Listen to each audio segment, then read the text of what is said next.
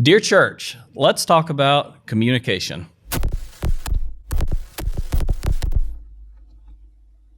Glad you could join us today. My name is Blake Dozier. I'm the associate minister at Oldham Lane Church of Christ, and I work with Chris, who is your normal host. He's out of town, and so I get to fill in this week, and I'm excited to get to spend some time with you and have a conversation with you. I'm really excited to introduce today's guest, J.D. Wallace. J.D. and I have been friends for quite a while. It really started with a friendship I developed with his son, Cameron, as a youth and family minister. Yeah. Cameron's a great friend of mine. Well, and you blessed him a lot, so you could really do worse than ingratiate yourself to somebody's children. Well, his friendship has been a great blessing to me, and recently we have gotten to spend a lot more time together because JD was installed as one of the deacons at Oldham Lane, and him and Sam Dominguez, who's been on this podcast several times, have been tasked with our adult education program. So it's a big task ahead of them, and I'm excited to get to work with both of them on that. JD is a great guy, but he has some really powerful professional credentials, I think, that will make this discussion particularly fruitful. He's a professor at Abilene Christian University, and he specializes in the area of applied communication. Is that correct? Among other things. Among other things. Okay. He's done some specific research and training research in training and development, technology, and crisis communication. Anyway, so we are proud to have him at Oldham Lane. We're going to leverage some of those talents in our education program, and I'm excited to have this conversation with y'all today because we're going to talk about meaningful communication in the context of the church. So glad you're here, JD. Oh, no, listen, Thank you so much for inviting me. This is been such a blessing, and certainly the work that you and Chris and just all the people at Oldham Lane do, people that care and people that are trying to get things done. And communication is one of those ubiquitous kinds of things. You know when you got it, sort of, but you know when you're losing it, sort of, but you're not sure what it is. Right. And so there seems to be a disconnect there. And I'm sure, with all your experiences in youth ministry, you've had times where you're like, oh yeah, the communication is good, or maybe I'm losing communication here. And do you know of a time where you just thought maybe you were losing that connect? It's funny that you bring that up. I feel like I always struggled really to predict when that was going to happen and when it wasn't. I would be up there. I would have prepared a class that I was really excited about. This class was going to really connect with these teenagers. And then you start speaking and it's like they've zoned out and it's crickets and it's not happening. I'm speaking, but I know that I'm not communicating, and I could tell by the way that they're engaging. There's been other times when I was kind of wrestling with a topic and wasn't sure how it was going to go over, and there was a light bulb that went on in their head, and there's just this communication is just flowing between us, and it's like something is happening. So it's really kind of hard to put your thumb on exactly. We know what it is when it's happening, but it's kind of a difficult thing to define. And it was an even harder thing for me as a Bible class teacher to predict when it was going to effectively happen. So I would say, in my opinion, when we talk about communication, the Bible class context tends to be one of the areas in the church that we struggle the most with effective communication. I mean, we have a preacher, and they're typically paid to be an effective communicator. And so a lot of ministers do a really good job. Chris does an excellent job of communicating. In the context of the Bible class, we tend to rely on a wide variety of people, and it's a little more of a back and forth environment. And so even those of us who are professional struggle sometimes to read the class and communicate effectively. So talk to us just a little bit about what it takes to be an effective communicator in the Bible class setting. Oh, okay. So let's tear this apart a couple of ways. Okay. First of all, let's kind of tear this concept of communication apart. And man, I love your heart and the way that you approach communication, because you're looking for that connection. You're looking for that relationship in communication. Right. There's a lot of different ways that you can define communication. Some people, it's like, man, if I get in there and if I don't stutter and I remember my material, I communicated well. And you can see how that's a sender-only communication kind of thing. They're sending it, and success is dependent on, did they send it? And yes, they did. Right. But you have a little bit more of a different take on it, and I think that's probably how most of us look at it. Is there a connection? So communication, if done well, cannot be done by yourself. You have to have somebody else. Okay. And they have to participate in it. And there has to be a level of participating. And, we don't talk about so much of transfer of information or knowledge or things. We talk about coordination of communication. You and I are coordinating things. We're doing this dance. Okay. And so what is it that we do together that is produced? And so when you're losing it, in a class or whatever, you're by yourself. You're dancing by, you're dancing by yourself.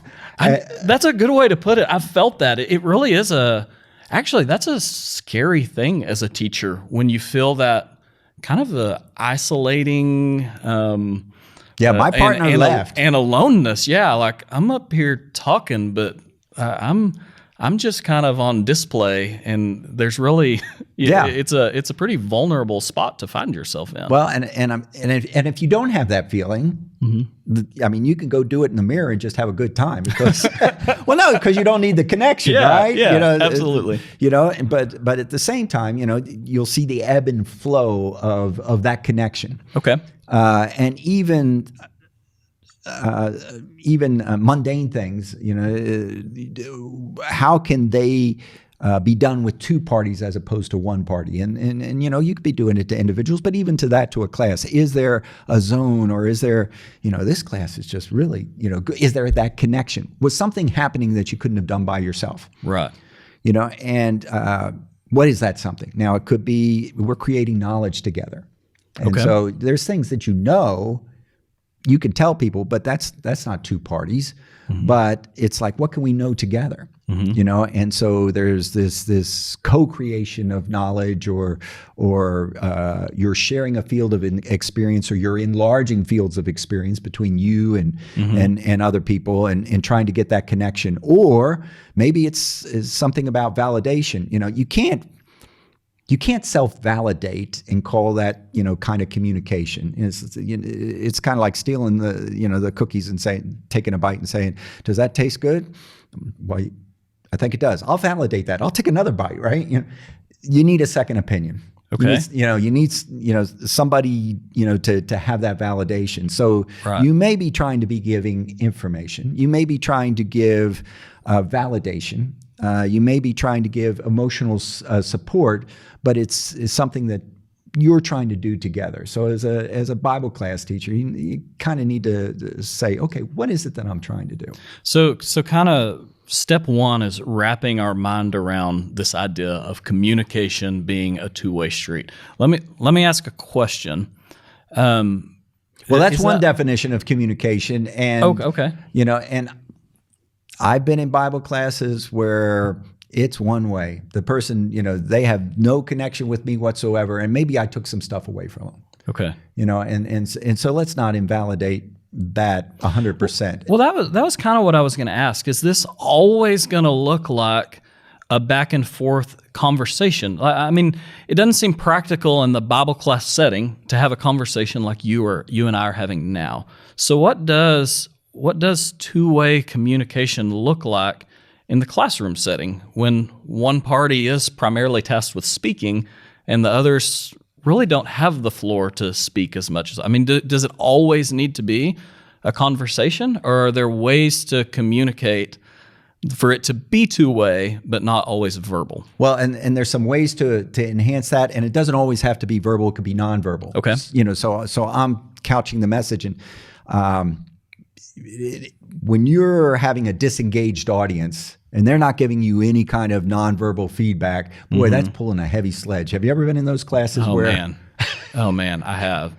And there's been a few occasions where I've been in a class and I do feel like they're connecting, but maybe it's a heavier topic or something like that. So I'm not necessarily getting a lot of verbal feedback when I ask questions.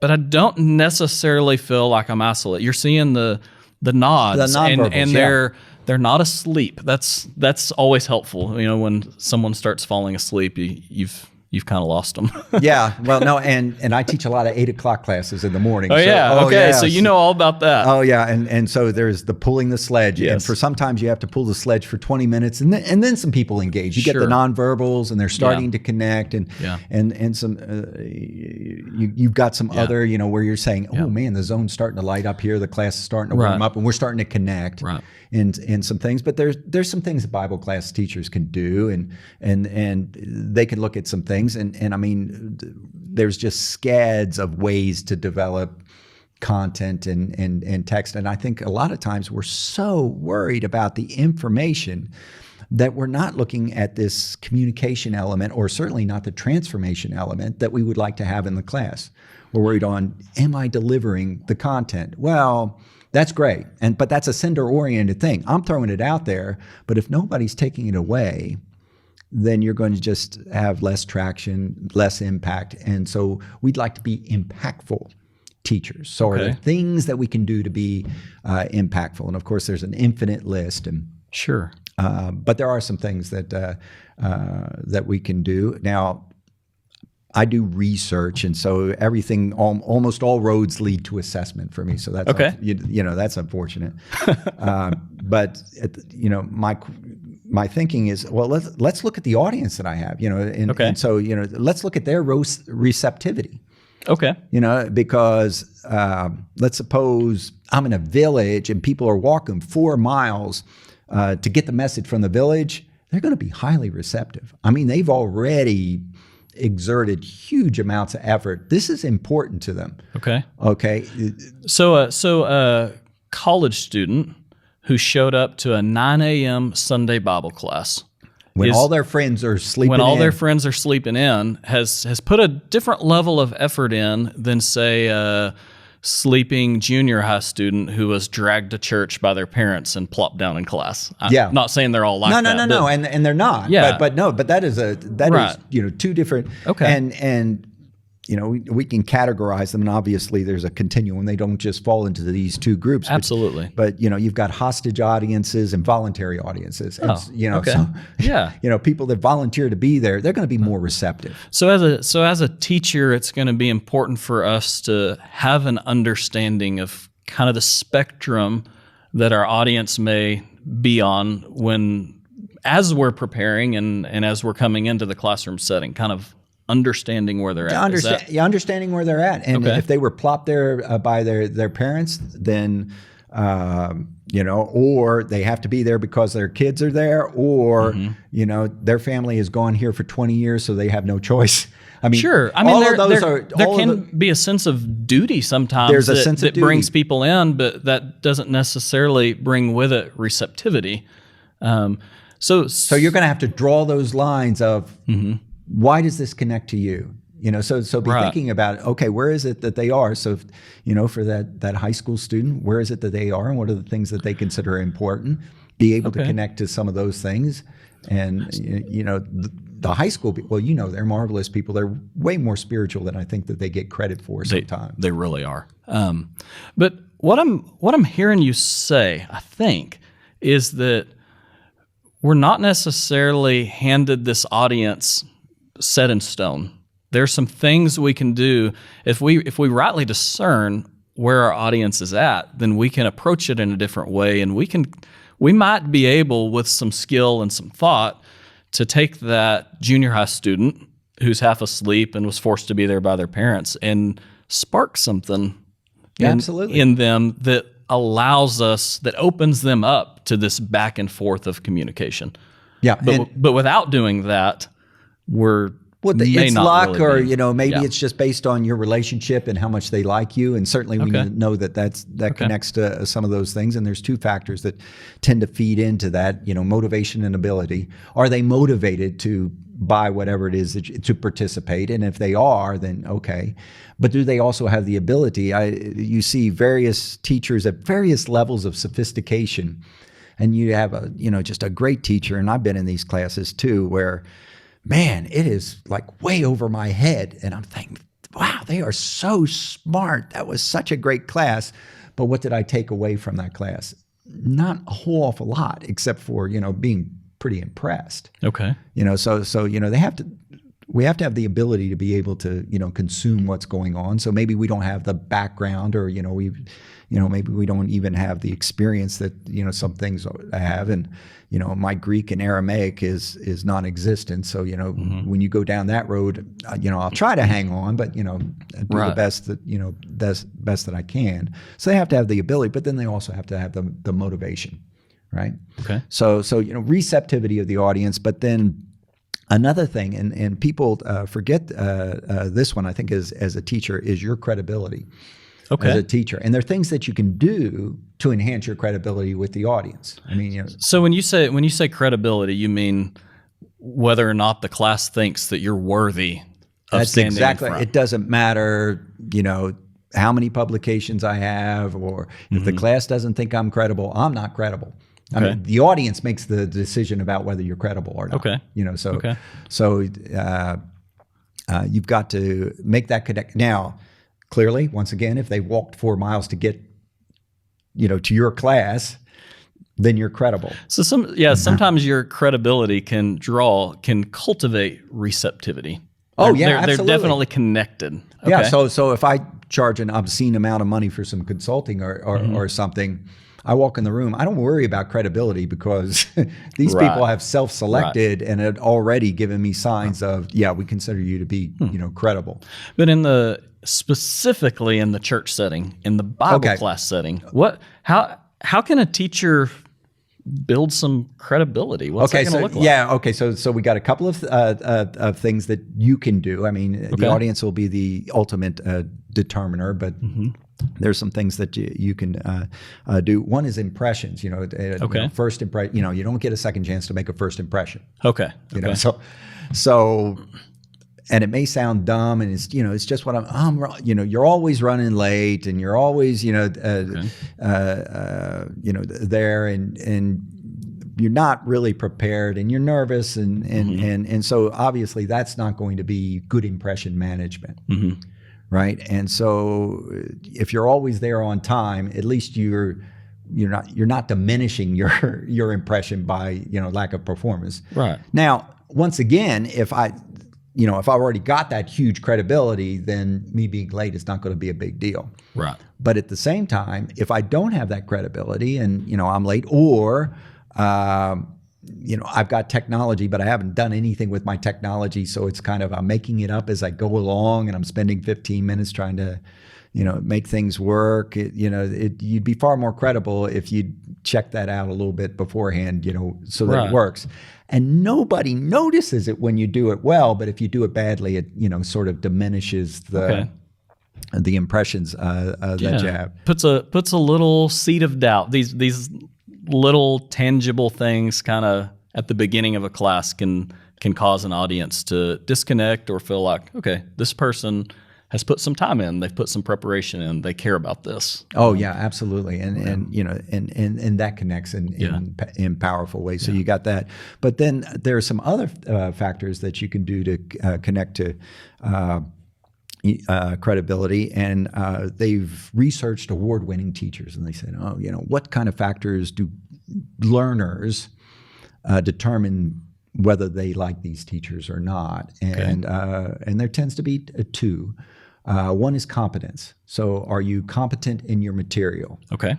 And I know some of us get wrapped up. It's like, I've got to have the best material. But frankly, you can't handle it that well. You would rather handle lesser material really well than maybe really more sophisticated material. And we're, considering due diligence. We're not, saying slough it off or watered down or even something that's just not worthy of people's time. But, are you competent in the material, right? And so they're going to make a determination on that. And then the other thing, and this is really interesting, the class is like, can I trust you as a teacher, right? Are you going to deliver what it is that you said you delivered when you said, okay, I'm going to teach you about these things. We're going to learn about these things. Or if you're in a discussion-based class, when you're talking to people, somebody says a comment and you're like, no, that's not really the point we're talking. I mean, well, everybody else in that class has heard you diminish this person. Okay. So the trust level has gone down in this class. Well, guess what? You are the beneficiary for that diminished trust because your credibility has gone down in terms of being a credible, good teacher. Okay. Because they're not gonna try to engage, at that level, and so can they trust you? Are you going to insult them? I was in a situation where with somebody that Catholic, a good friend, and brought him to church, and a really well-intentioned teacher just laid into the Catholic Church, and man, it just killed the credibility of the speaker because the person and let's be fair, that's not the primary audience that the the speaker was speaking to. So that was there, but at the same time, this person is like, I can't trust this person. This person doesn't know where I came from, and you're not helping them, move forward. That makes me think a little bit of like Paul in Acts 17, and I mean, he kind of had this discernment about where his audience was at when he walked into the Areopagus, and he began by making some connections and building some trust. Maybe I'm drawing too much out of that, but I mean, I definitely think we see examples of that happening, that personal connection and that trust that has to be there before we can teach, so people can listen to us. I mean, that would be an example of kind of missing the mark on that with a. Oh no, absolutely, and Paul did like a great job, and we always do the Areopagus, and that's pretty awesome. But he also, where did he always start from? He'd go to the synagogues. Okay. And even in some of the synagogues, he say, look, okay, you may have heard some stuff about me. I just want to let you know I have done nothing to counter to the law. I have done nothing, for this connection that you have with, being Jewish and stuff. None of that's true. So he was establishing in that, recognizing a different audience and establishing a sense of credibility with them. Yeah. He's like, look, you can trust me. I'm not here to. Well, and in one case, Paul was actually paying the vows of some Jews so that people could see that, he didn't, hate Jews, because they were hearing all sorts of stories from Paul. And he's like, okay, can you trust me? Right. And so, obviously the Areopagus, just a, great story there, where he's like, hey, I see you're religious. Yeah. We've got some things in common. Let's talk.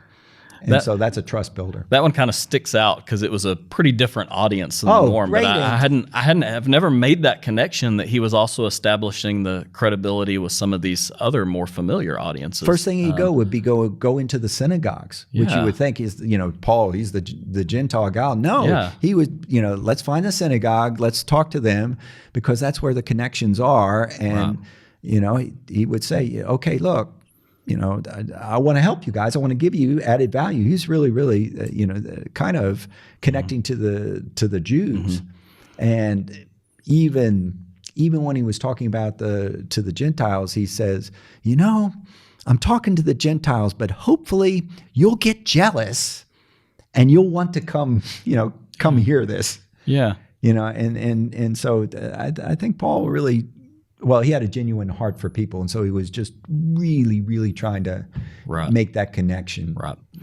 So competence and trust, are the two primary things that are going to help us make this for credibility. For credibility. But then you also have the quality of the content. And I think we spend we spend a lot of time on that, and then we ignore how receptive is the audience. What do I have to do to manage that receptivity, or what's my level of credibility, and what can I do to help the credibility, and are there some things that I can do? But you have the quality of the material itself, right? And so you want to make sure that you have good quality material, and we mentioned a little bit before that there's a match between the material and the audience. Okay. So what level of accessibility? So quality in material doesn't necessarily mean the same to different groups of people. Well, let me ask that in a different way. Okay. Let me put it like this. If you were speaking to a class full of graduate students, the expectation, what they would perceive as need for the material to be quality and to match them would be a different depth than if you were interacting with freshman undergraduate students, I would think. Is that kind of what we're circling around here with our material? It doesn't necessarily make it better material because it's more academic or more in depth, or it doesn't need to. Well, I guess we want to pursue a level of depth always, but can we overdo it? Maybe that's what I'm asking when it comes to quality. How do we discern quality, and how do we match that with the audience? Well, and I mean, some people do it intuitively. I think you and Chris do a really, really good job of matching that material where there's depth, but it's accessible. And, I was teaching a international class, and so we have translators, and so you can see that the transfer, you can't use really, really sophisticated language. And I have all this material and all these verses and really powerful concepts. And I found out that you didn't have to. We would read the verses and the concepts were compelling. Now, we couldn't be using more complex language. We had to use simpler language to make it accessible. But man, they loved this class, and we didn't water down the material, but we had to make sure that there was a match in terms of how we presented the material and the class. And, and that match may be the level of sophistication. It may be the field of experience. Okay. So I see now, and I like how you put that. It's really not quality that I was trying to get at. It's accessibility. Yeah. And so that quality has to be there. But even if you have really excellent deep material, but it's not accessible, then it's kind of been lost. So for material, it needs to have content, quality content, and it also needs to be accessible to the audience that we're trying to communicate it to. And what are you trying to do with the class? And so when you say quality of content, let's just go to teaching basics. What are your objectives for this class? Years ago, I taught gifted in learning workshops, and so these kids were just so stinking smart, and just getting after it. But we're supposed to teach elementary kids how to do speaking, and I got my team of students together, and I say, okay, what is it that we're trying to do here? And we found out that what we're trying to do is that we're trying to have them have a positive experience. Why? Because they'll learn the technical skills later. So we want to have them have a positive, man, I love doing this stuff. This was great. So we built a workshop, around with that. And they just had a blast with it. I mean, it was just way too fun. And some of the speeches were memorable. And some of them, there was a speech on aglets that was just slayed me. I was just that was connected to that. But what was I trying to do there? I'm trying to make sure that they have a positive experience. All right. So in a class, am I trying to give information? Am I trying to expand that knowledge field of experience? Maybe I'm trying to teach people how to do something. So it's like, oh, okay, you want to know how to do casual evangelism, right? And there may be some things that I need to do with that. Okay, well, for that, do they have the technique? Did they leave with that? That's the quality of material. Where here, it's a feeling, it's an attitude. And for some classes, man, we need some attitude enhancement.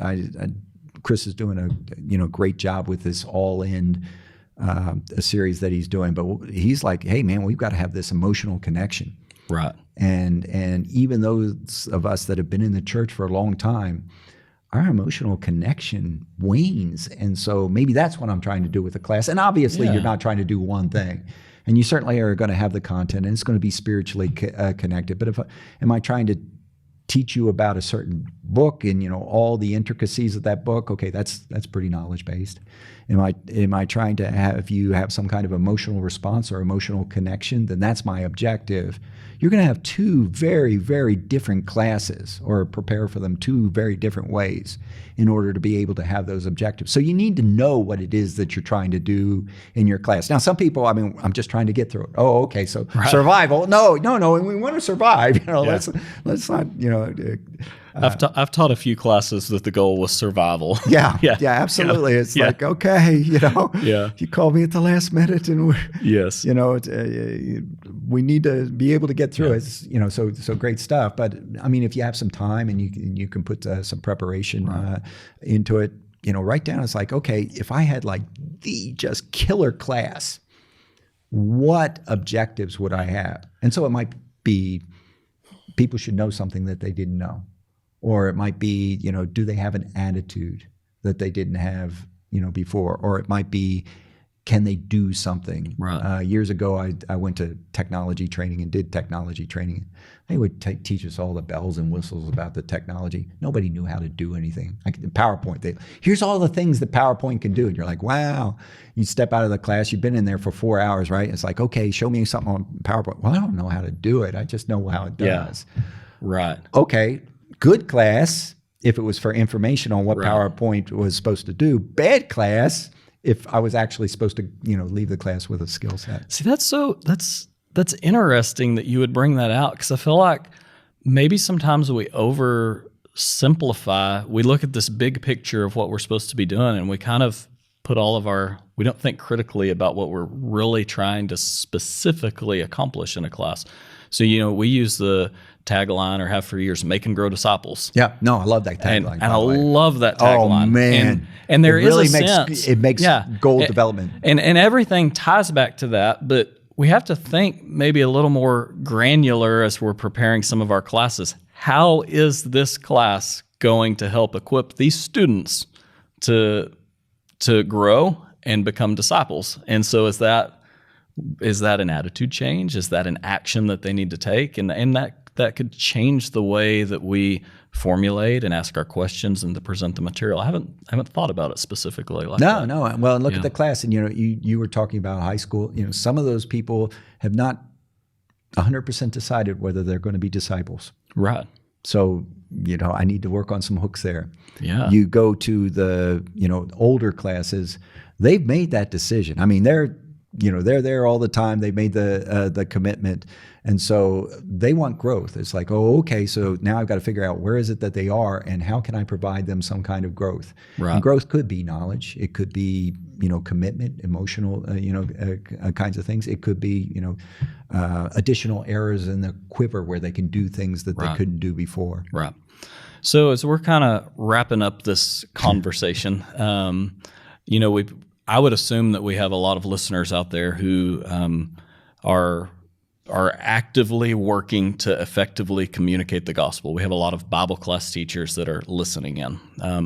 If we could kind of take this conversation and summarize it in a few super tangible, super helpful, okay, here are some takeaway points for you. What would you throw out there for our Bible class teachers? Oh, okay. So for one thing, you don't want to become overwhelmed. You're like paralysis by analysis, Sure. And so there's just too much to be able to do. But if we were going to crush it down, and you're like, oh man, I've got this Bible class and I need to make sure that I'm doing the material. Let's just crush it down to 3 things. Okay. Receptivity of the class. Okay. So I want to say okay and see what kinds of things that I can do, and maybe that's not an issue. Okay, then you can work on the other ones. Okay. My credibility. This is not being selfish or self-serving. This is talking about impact. The more credible that you are, either people really like me. Well, that's really credible because they trust you, Right. Or I'm extremely competent. Well, that's really credible, and kind of things. But there's some things that you can do to enhance, credibility, and being prepared is one of those. And, Right. So we've got the receptivity and credibility, and then finally the quality of the material itself. Make sure that it's a quality material. It's hitting the objectives that you want, but then the material is also a good match for the class that you have. Okay. Yeah, I think that's a great thing for people to think through. If we could just go through that little checklist at the very beginning when we've been asked to teach and identify some of those issues, I think we would have a more predictable pattern of success. Well, and go after it. And if you do it badly, that's better than you not doing it at all, and you'll get better at it. No, I'm serious. That's right? true. So you're like, I don't know if I can pull this off. No, do it. Whatever comes back, and then you'll do it a little bit better the next time. So yay. I've been at Oldham Lane for a long time, and there have been a lot of people that have had to suffer through a lot of really terrible Bible classes that I have taught, and I think occasionally they still have to do that, and they've extended a lot of grace. And that is one beautiful thing about the church is I think we all come together, and as Bible class teachers, we want to do our best. And when it's not perfect, I think grace steps in, and I think we have God bridging some connections in our weakness. And I obviously don't think that we should rely on that, or we should always rely on that. The power's in the word, and so absolutely. Right. I mean, if you're doesn't get us off the hook, is what I'm trying to say. We should do our best, but there's some space for God to step in and do the work that only He can do, and He does. And you've been in that situation. I have. I thought I had a horrible class. I wasn't connecting, and later on somebody says, "Man, that is exactly what I needed. You connected so way," and it's because it's not my material. The power is in God's word, and that is such a great thing. That's a good reminder for when we get discouraged as teachers to remember that we really are blessed to be a part of a bigger picture with a powerful God who's working. So, amen. JD, I know we have a lot more that we could talk about, but we'll wrap it up here, and maybe Chris will be kind and share some podcast time later on in the year with us, and we can have some more conversations. But appreciate you joining us. I want to thank all of our listeners and watchers for joining us. If you have any questions about today's topic or any church-related topic, really, feel free to email Chris. It's chris.mccurley@rippleoflight.com. And if it's about this conversation, he can pass it along to us. And if it's about another one, I'm sure that he will respond. Be sure to subscribe and follow us. You can find us on Apple Podcast, Spotify, and of course on Facebook. I ask that you would tell others about the Dear Church podcast and help us spread the word. Appreciate you tuning in. And sincerely, Blake.